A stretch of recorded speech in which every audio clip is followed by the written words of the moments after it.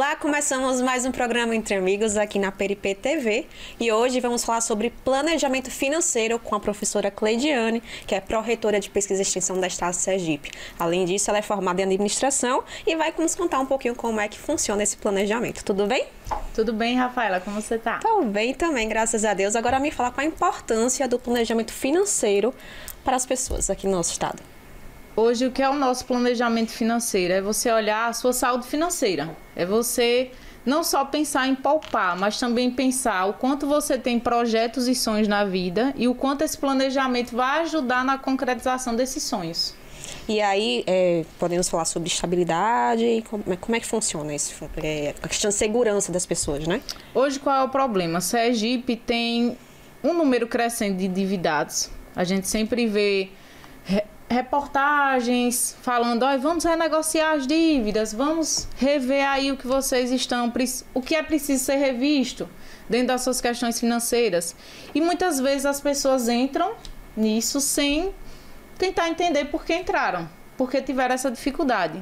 E às vezes é só porque não tiveram um primeiro planejamento. Às vezes você tem pouco e tem um retorno financeiro muito bom, você sabe se planejar bem, consegue ter uma estabilidade e começa a concretizar seus sonhos. Eu hoje conversando com um colega, ele falou, poxa, eu queria reformar minha casa, mas eu estou tendo tantos problemas, eu estou precisando pensar numa coisa nova. Aí eu disse, você aumentou seu salário, só que você não percebeu que esse aumento chegou. Então esse aumento chegou, mas era de algo que você nunca tinha gastado. Então por que você não guarda isso aí? Aí essa reforma pode chegar. Então, se você faz um bom planejamento, aqueles sonhos, aquelas ideias podem se concretizar, aquela estabilidade financeira que você tanto sonhava pode acontecer também. Então, para quem quer começar, né, quais são os primeiros passos para organizar, né, esse planejamento financeiro? Eu digo que primeiro é você ver uma análise do que você tem. Quanto eu recebo de salário? Quais são as minhas despesas fixas? Eu pago aluguel? Eu divido o aluguel com alguém ou o aluguel sou eu que pago sozinho? Eu, por exemplo, eu pago internet, tenho celular, tenho um carro. Tudo isso gera custos. Aí, às vezes, você olha só o início. Eu quero mudar de apartamento, eu quero um melhor. Só que você analisou se aquele melhor, você vai continuar com aquele padrão que você tem? Então, é sempre bom primeiro analisar. O que é que eu tenho agora? Primeiro salário, quanto é que eu ganho? Que despesas eu estou tendo? Eu vi isso de uma aluna ontem, ela falou, professora, eu queria fazer várias coisas, mas eu ainda estou pagando a faculdade. Eu disse, primeiro, você está com o seu primeiro projeto, o seu curso superior. Aí você sabe que você vai ter uma despesa agora, que é o seu curso superior. Depois você vai pensar no que você quer para depois. Porque agora você tem uma despesa fixa todos os meses. Então, sempre é bom fazer esse desenho das despesas para depois você pensar nos seus novos projetos. E aí, falamos também que nessa caminhada, né, do planejamento é possível errar. Então, quais são os principais erros que uma pessoa pode cometer nesse processo, né, de organização das finanças? Normalmente, os erros é você achar que utilizando só um cartão, por exemplo, eu não vou ter gastos. Aí ele vai colocando no crédito, colocando no crédito. E vocês sabem que hoje cartões, eles dão vários limites. Às vezes você olha, poxa, meu limite aumentou 3 mil reais. Meu limite aumentou 4 mil reais. E quanto mais... E aí ele às vezes só tem aquele cartão. E ele vai parcelando, parcelando, parcelando. Quando ele começa a olhar, olha, alguém tá me ligando porque eu não paguei a conta. E outro ponto, várias pessoas gostam de pagar o mínimo no cartão. Ele diz, você não está com dinheiro, paga o valor mínimo. E o restante do valor continua lá. Então, os principais erros, principalmente hoje, é o cuidado com o uso dos cartões.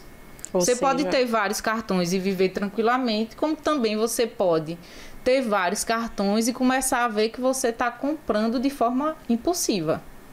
Então, é o primeiro passo que aí você pode começar a analisar onde você está errando. Ou seja, a educação financeira. A própria educação financeira. A própria educação. E como é que essa educação financeira pode ajudar, né, na construção de um futuro melhor, na realização de objetivos de forma segura? Eu achei legal agora, por exemplo, uma escola de São Paulo que ela começou a colocar a grade de educação financeira desde o ensino infantil. Porque eles perceberam que algumas universidades americanas começaram a trazer esse estudo. Se eu coloco para as crianças a educação financeira desde criança, ela começa a aprender melhor. Ela começa até a mostrar aos pais, olha papai, não precisa comprar isso agora, porque eu posso ter isso depois. E aí eu achei legal, porque eles começaram a fazer o teste do cofrinho dentro da escola. E os meninos, poxa, por que eu tenho mais e ele tem menos? Porque eles fizeram um conjunto de regras. Então, ele tinha tarefinhas para fazer até em casa e ele ia receber retribuições durante o mês. Se ele não fizesse corretamente, eu, por exemplo, recebesse advertência na escola, não fizesse as atividades, ele não receberia aquele X de valor. Então, eles começaram a perceber que alguns colegas seguiram as regras, tiveram um controle e houve uma finança boa. Então, por exemplo, já pensou aquele menino de 7, 6 anos fazendo isso? Aquele menino de 16, 17 pode fazer também. Então, se começar lá de pequeno, dentro da escola, as coisas mudam. A gente começa a entender a matemática de uma forma diferente e não, por exemplo, a matemática que o aluno não gosta, que o aluno acha chato, mas que pode ser interessante dentro das suas finanças pessoais. E aí já começa a educar a criança, né? A essa jornada financeira desde novinho, né? Desde novinho. Eu lembro que eu participei de um projeto de extensão que era educação financeira na escola. E aí nós trabalhamos com alunos do ensino técnico para que eles fossem trabalhar informática e educação financeira com crianças do quinto e sexto ano. E foi muito legal que um menino de 11, 12 anos, ele trouxe um exemplo de como ele guardava dinheiro e como todo ano ele conseguia comprar algo que ele queria. Ele tinha um controle financeiro mesmo, ele tinha uma tabelinha, ele tinha um caderninho que ele anotava tudo que ele ganhava de avô, de avó, de tarefinhas que ele fazia. Por exemplo, ele conseguia comprar um celular, conseguia comprar um tênis, então nem sempre os pais precisavam comprar. Ele já tinha condições de comprar algumas coisinhas para ele. E são todas as escolas hoje que fazem isso? Ou... Não, algumas escolas já estão no projeto pedagógico, mas as escolas municipais, estaduais, algumas já têm aplicado aqui, por exemplo, no Brasil, mas nem todas ainda conseguiram aplicar. Estão trazendo, por exemplo, dentro da prática pedagógica em algumas disciplinas. Ainda não tem, por exemplo, a própria disciplina de educação financeira ou de empreendedorismo, por exemplo. Entendi. Em atividades associadas. Isso, atividades associadas. Agora, a pergunta que não quer calar, né? Porque quem tem renda limitada se questiona como é que eu vou investir, como é que eu vou economizar. Então, quais são as estratégias que você pode fornecer para o nosso público que tem essa renda mais limitada? Sempre analisar, por exemplo, que projetos eu tenho para o futuro e que gastos eu estou tendo excessivamente. Porque às vezes a gente olha, poxa, ele tem uma renda muito baixa, mas às vezes ele usa muito cartão também. Às vezes ele sai muito. Sair é muito bom, mas o sair excessivamente, por exemplo, todos os finais de semana, que você poderia fazer um final de semana com um vinho e uma pizza em casa. Eu não vou precisar me deslocar com amigos no restaurante para aquele final de semana. Então, posso criar um equilíbrio, que esse equilíbrio eu mostre, por exemplo, porque eu não consigo guardar nem R$100 do meu valor. E às vezes é muito de você sempre querer deixar coisas para depois. Vou fazer depois. Aquele sonho fica para depois. Então, quando a gente cria um objetivo, um sonho e fixa, é mais fácil de você pensar em guardar algo. Quando você só tem vários sonhos e você sempre vai ganhando mais, você nunca tem para guardar, porque você sempre vai pensar que aquele valor sempre está lá. Mas se você observar, a maioria que tem, por exemplo, altos salários, eles sempre gastam mais e nunca tem nada fixo. A tendência é que quanto mais se ganha, mais se gasta. Né? Mais se gasta. E aí você se pergunta, poxa, por que aquele cara de 2 salários conseguiu comprar isso e eu que tenho 6 não compro? Isso é só aquela questão que eu falei, educação financeira. E aí falamos em guardar. Aí vem a questão da emergência, né? A reserva de emergência. Como calcular o valor ideal para cada pessoa ou família? Hoje, por exemplo, a gente faz a regra 50, 35, 15. O que é isso? 50% a gente faz para as nossas despesas que são importantes. Despesas fixas, alimentação, questão básica de saúde, por exemplo, plano de saúde. 15% para aquele 15% de lazer. Alguma coisa que você faça para o lazer. E os 35%, normalmente para investidor, ele faz investimento e poupança. Poupança não é algo que rende, mas é algo para emergência. Para quando, por exemplo, eu preciso fazer uma cirurgia e meu plano não cobre X valor, eu preciso complementar isso aqui. Essa reserva de emergência pode ser usada para isso. Aí eu usando essa reserva de emergência, eu consigo que isso me auxilie também. Entendi. E no caso das dívidas, que até eu sei que tem muita gente aqui assistindo que tem dívidas, né? Como lidar com as dívidas, né? E quais são as estratégias utilizadas para evitar as dívidas? Hoje, por exemplo, é difícil a gente não se endividar, porque surge alguma questão de saúde, quem tem criança sabe que precisa ir para um médico, precisa pagar uma escola. Mas, por exemplo, vamos pegar um exemplo de uma criança. Eu sei que ela vai estudar no próximo ano. Eu posso comprar um material antes de dezembro e janeiro. Porque eu sei que em dezembro e janeiro o material escolar vai estar caríssimo. Então eu posso começar a comprar antes. E eu vou começar a observar que a diferença de preço é muito maior. Aquilo que eu, por exemplo, ia gastar 200, 300 reais, eu vou gastar 150. Porque eu comecei a comprar as coisas num período que é um período que os preços não estão muito altos. É igual, por exemplo, quero comprar coisas na Black Friday. Todo mundo acredita que eu vou ter uma economia, 100% de economia. Aí quer comprar várias coisas e começa a acumular dívidas.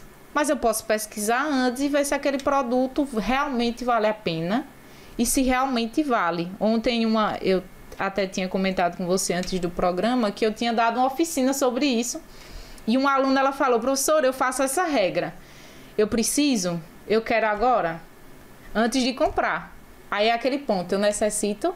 Aí é esse ponto que a gente vê que a gente se bloqueia para não fazer dívidas. É, por exemplo, vou no shopping. O shopping é uma loucura. Quando você vê promoção, você quer correr. Você quer levar tudo. Você quer levar tudo. Só que aí você olha, eu realmente preciso daquela calça. Se eu comprei uma calça mês passado, se eu comprei aquela sandália mês passado, para que eu vou querer outra? Não é o momento. Aí eu barro. Aí eu evito que eu tenha sempre muitas coisas a pagar. Claro que a gente vai ter dívidas, não tem jeito, mas a gente consegue controlar para que essa dívida não vire uma bola de neve. E para quem está começando, que quer aplicar o seu dinheiro com segurança, né? Quais são as principais opções de investimento? Hoje, muita gente tenta investir em ações, só que eu digo, para você fazer investimento, você também precisa estudar sobre ações, sobre bitcoins. Eu vejo meus alunos, professora, vou investir em bitcoins, fulano investiu. Aí eu disse, fulano não é você. Veja que fulano tem uma assessoria financeira. Fulano, se perder, ele tem um capital, tem um emprego, tem uma empresa. Então, ele tem uma condição. Se você perder seu dinheiro, já era. Então, você tem que saber onde... Um passo de cada vez. Não precisa correr. Principalmente ações, porque ações é assim. Vamos dizer, Banco do Brasil hoje... Banco do Brasil, Itaú e Bradesco, eles têm ações muito interessantes. Quando você compra, você sempre vê valores legais. Mas você tem que observar. Aquele mês, olha, dia 30, deu tal valor. Quando chega dia 5 do outro, você começa a ver, poxa, tava R$10,50, agora tá R$7. O que aconteceu? Aí eu começo a ter que estudar aquele mercado para ver se vale a pena. Eu posso também ir no próprio banco.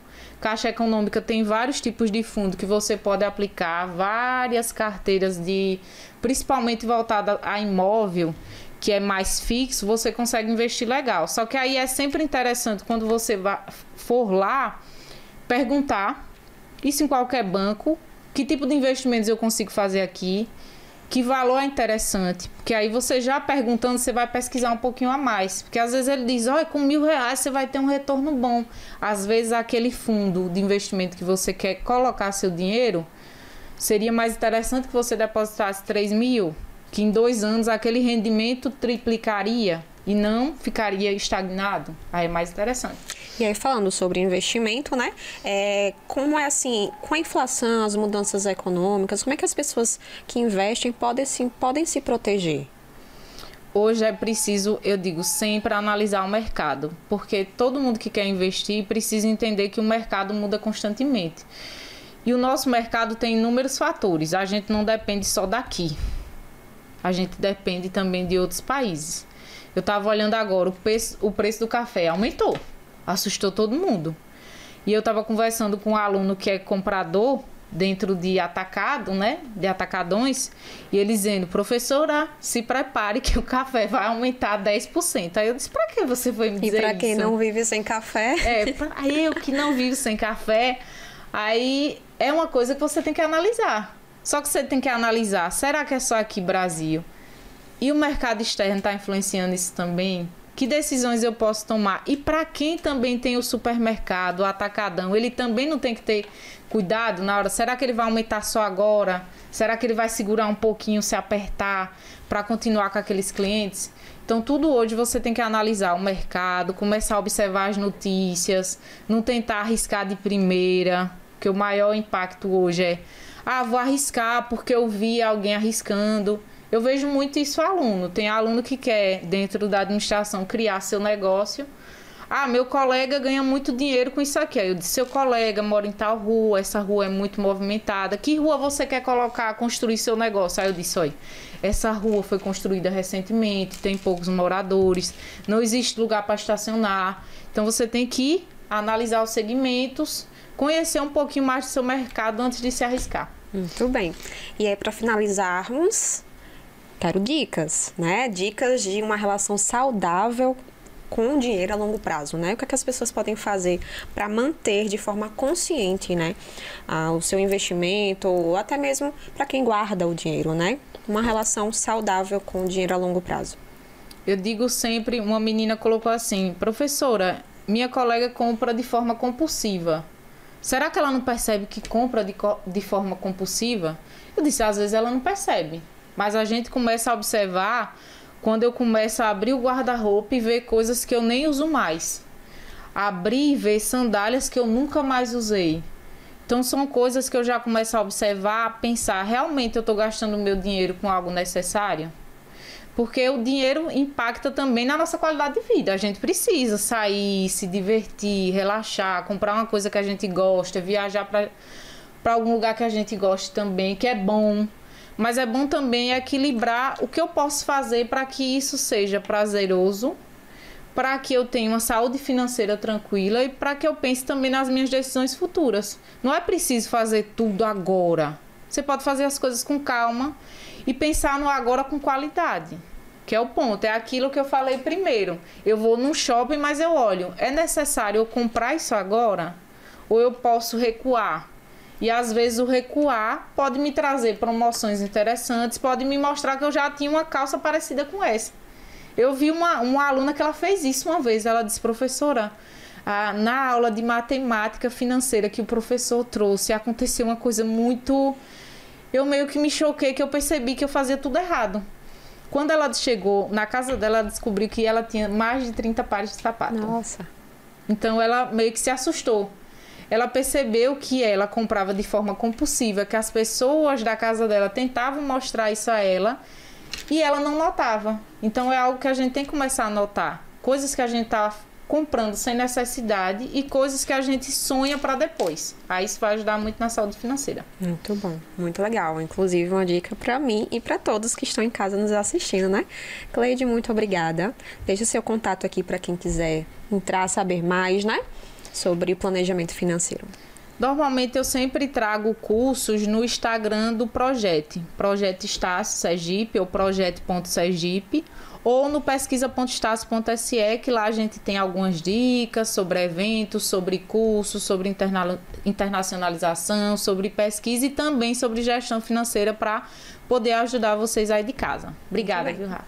Eu que agradeço a sua presença e vocês aí de casa, esperem aí que a gente volta já aqui no programa Entre Amigos.